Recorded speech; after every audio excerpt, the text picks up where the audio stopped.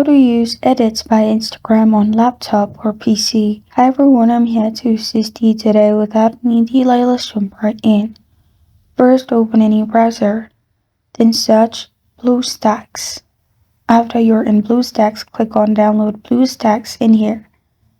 After you've clicked on Download BlueStacks, it will lead you to this page. Click on Download BlueStacks in here. Make sure you download this, and after it's downloaded, open the app. Here at the top left corner of your screen, search Edits.